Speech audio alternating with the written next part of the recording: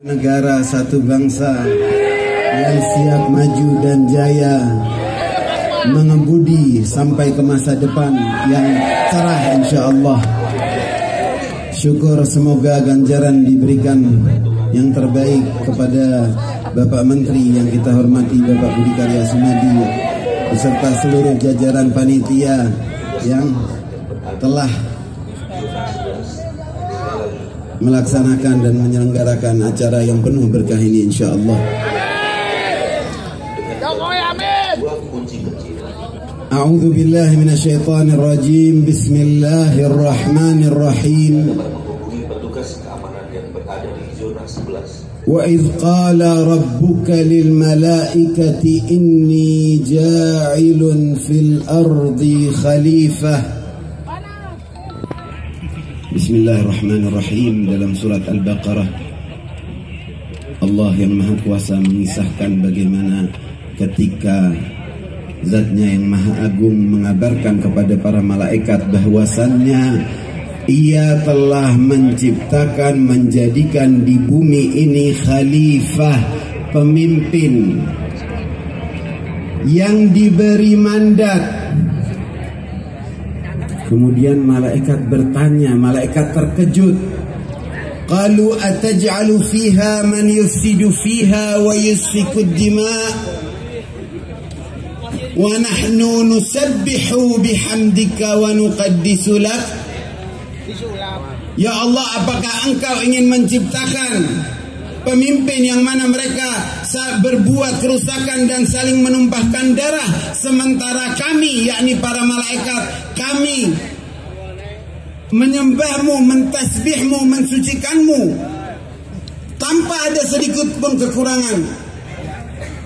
Allah jawab, inni a'lamu ma la ta'lamun. Sesungguhnya aku mengetahui apa yang kalian tidak ketahui. Jadi manusia yang dipilih menjadi penghubung dari semua makhluknya, jin, malaikat dan seluruhnya adalah manusialah yang dijadikan pemimpin, yang dijadikan khalifah, yang dikasih mandat menjadi wakil Allah Sang Maha Kuasa di muka bumi adalah manusia, karena manusia telah diberikan perangkat yang mana makhluk lainnya tidak diberikan sepertinya. Sebagaimana malaikat tercipta dari cahaya dan selalu taat, manusia diberikan cahaya, diberikan kehendak, dan diberikan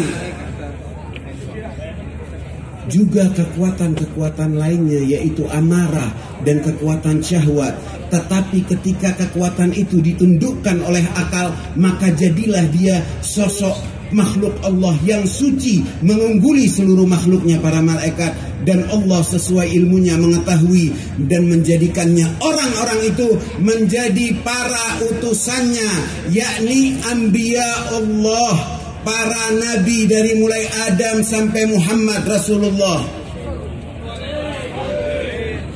Oleh karenanya manusia yang menjadi penghubung dari bumi dan langit ini, dan sosok seperti itu, maka dari itu bumi itu tidak akan pernah kosong dari kehadiran antara nabi ataupun wali, karena mereka dialah yang menghubungkan, karena dialah yang meneruskan dari Ka'bah sampai ke langit tertinggi dan ke Baitul Ma'mur ketika menghadap.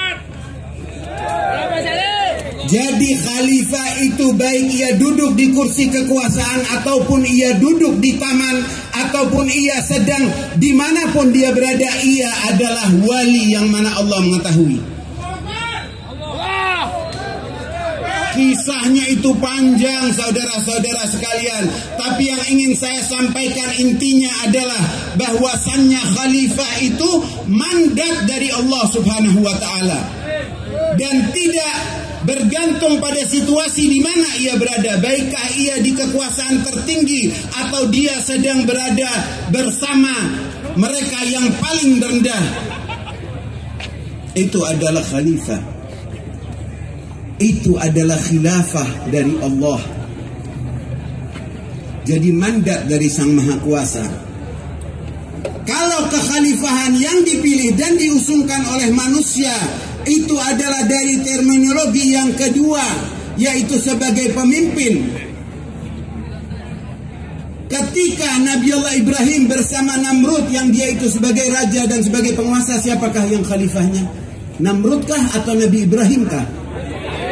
Ketika Nabi Allah Ibrahim dibakar dalam api, siapakah khalifahnya Allah? Nabi Ibrahimkah atau Namrud yang sedang menonton dari singgasananya? Ketika Nabi Allah Musa dikejar-kejar, diuber sampai membelah lautan dengan kekuasaan dan serdadu yang ribuan oleh Fir'aun, siapakah khalifahnya? Apakah dia Fir'aun ataukah Nabi Allah Musa? Nabi Musa. Apakah Nabi Musa yang menjadi penguasa saat itu ataukah Fir'aun? Ketika Nabi Allah Muhammad diusir dari tanah yang mana ia lahir semenjak masa datuknya, Nabi Allah Ismail yang menemukan tanah dan seluruh orang datang dari tanah datuknya, dari tanah ia lahir, Makkah, karena membawa ajaran yang sebegitu luhur, yang mengagungkan persamaan di kalangan manusia, yang ingin mengikis perbudakan, yang ingin mengangkat derajat wanita dan mengangkat akhlak yang mulia. Kemudian beliau malah boykot dan diusir dari tanah airnya, berangkat ke Madinah. Siapakah yang khalifah saat itu? Apakah kufar Quraisy, Arab penyembah berhala saat itu, ataukah Nabi Muhammad? Nabi Muhammad dengan kehendaknya apakah bisa melawan mereka dan menghancurkan mereka dengan sebuah doa atau tidak? Tidak. Nabi Allah Musa bisa tidak berdoa dan menghancurkan mereka semua. Nabi Ibrahim saat berada dalam api bisa tidak melakukan agresi? Bisa, tapi bukan pilihan para nabi. Kekerasan dan penyerangan bukanlah pilihan para nabi. Mereka tetap mengalah dan tetap berdakwah, karena dari sana pasti akan ada pihak-pihak yang mendapatkan hidayah. Jadi itu adalah khilafah, yaitu khilafatullah. Nah, kalau kekhalifahan dengan istilah suatu sosok yang dari terpilih melalui musyawarah ataukah pilihan, itu adalah dari terminologi yang kedua, yang mana kalau kata Bapak Mahfud MD, Indonesia dengan Pancasilanya ini sudah khilafah.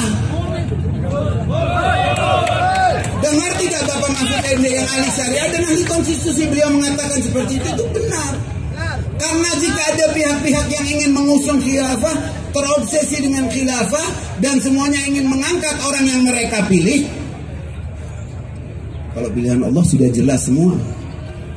Di masa sekarang ada yang orang-orang tahu, ada orang-orang yang tidak tahu, tapi dialah sisi penghubung. Nah, kalau yang diusung namanya kan sama, Pancasila.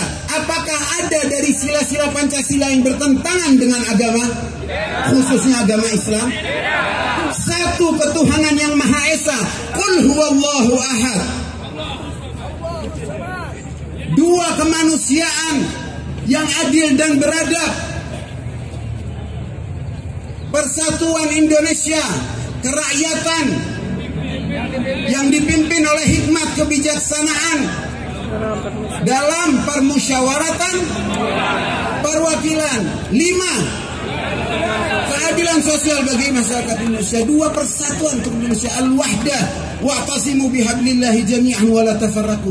Baik itu secara satu-satu atau secara keseluruhan, tidak ada pertentangan dengan agama. Ketika ada pihak-pihak yang mana mereka terobsesi dengan istilah khilafah dan khalifah, kita tidak bertentangan dengan khilafah.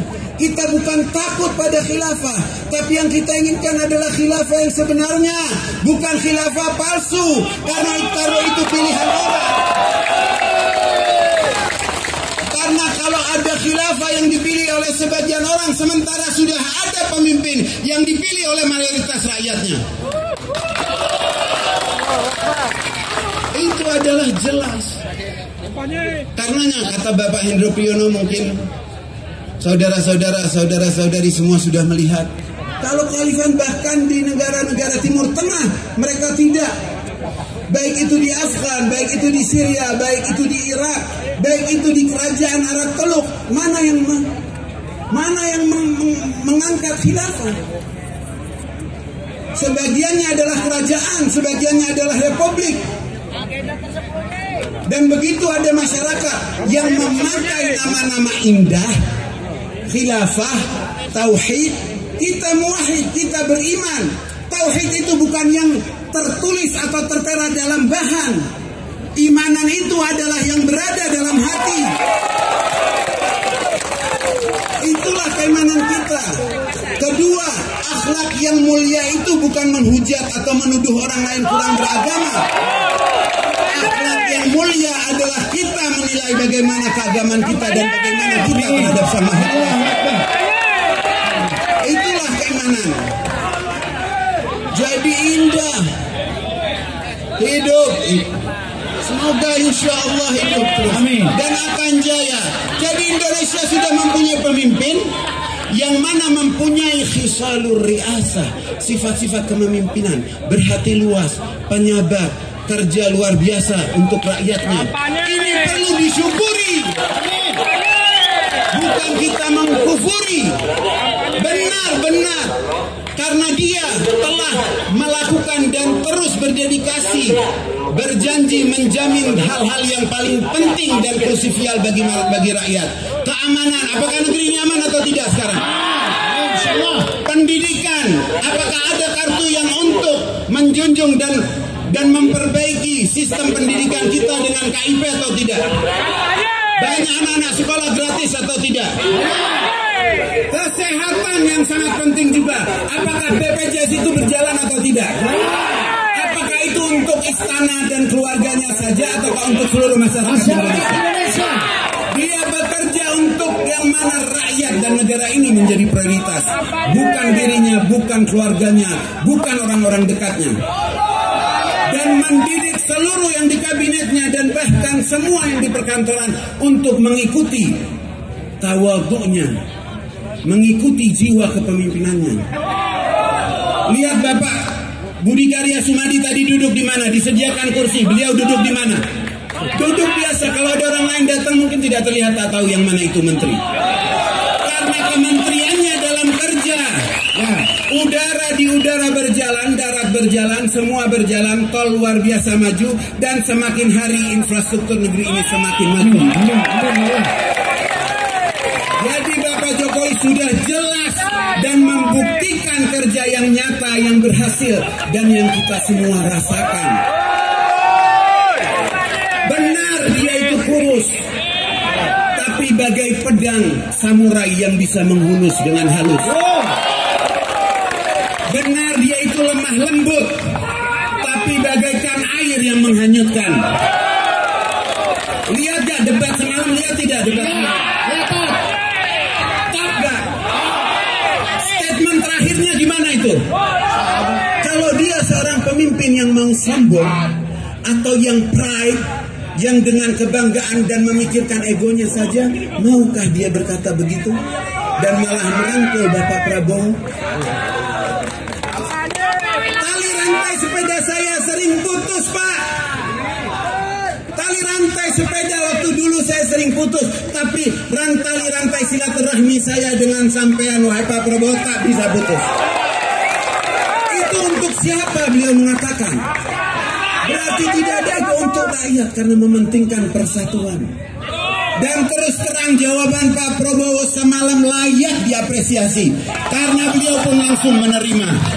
Dan itu adalah contoh agar mereka, para pemilih yang 02 atau 01, jangan baperan.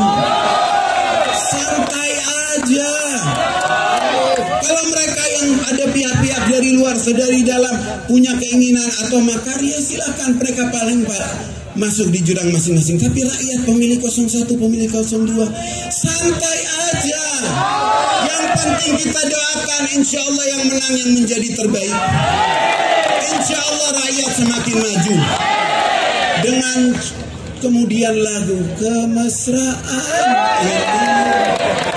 indah itu. KPU penyelenggara panitia debat semalam itu layak mendapat penghargaan karena telah melupakan dan mengesampingkan seluruh perbedaan-perbedaan yang bisa menjadi bahaya dan tambah terus dibakar dan disiram dengan air, dan kemudian perdamaian terlihat dengan foto-foto di layar yang mereka berdua pelukan santai. Pada intinya, akhir kata, pada intinya kepada seluruh yang bekerja, baik ia adalah anggota ormas, atau ia adalah anggota partai, atau dia sedang berada dimanapun, manakah yang lebih penting? Anda mau berjuang untuk ormas ataukah untuk Indonesia? Untuk partai ataukah untuk negara? Pilpres ini untuk apa? Permusuhan atau persatuan? Berarti yang terpenting adalah tanah air kita, negara Indonesia, perdamaian yang ada di dalamnya, kerukunan yang ada di dalamnya, kemajuan yang kita sudah siap bersama-sama insya Allah mengemudi dan terus maju. Jangan ikut yang memakai istilah-istilah demi hanya mengambil rasa sentimen untuk menghasilkan suara, tetapi mencipta dan menanamkan kebencian dan permusuhan. Wala'iyadzubillah. Tidak, kita mau melihat orang yang ngesen ke kanan dan belok ke kanan, bukan ngesen ke kanan dan belok ke kiri. Tidak, kita mau bersama masyarakat yang bisa sabar ketika melihat orang ingin menyeberang. Kali aja dari 01 ada 02, dari 02 mau nyebrang, kita sabar, bukan tambah ngebut. Kita mau bersama orang-orang yang mendapatkan berkah ketika ada di depan yang memberi sen dan kita mengasih jalan, bukan kita malah menerobos. Yang ada rezeki malah tertahan. Kebudayaan dan mental ini adalah yang Bapak Jokowi sedang tanamkan. Akhir kata, kalau Bapak Soekarno telah memerdekakan negara ini dari penjajahan, Bapak Jokowi sedang hendak memerdekakan Indonesia secara mental dan dari belenggu penjajahan neokolonialisme dan ekonomi. Alhamdulillah, kita doakan baldatun thayyibah, semoga negara ini negara yang aman sentosa. Baldatun thayyibah wa rabbun ghafur. Doakan kita semua, doakan Bapak Presiden dan seluruh menterinya, doakan kepada seluruh yang bekerja untuk negara ini. Amin ya rabbal alamin. Wal afu minkum wal afu minkum. Wassalamu alaikum warahmatullahi wabarakatuh.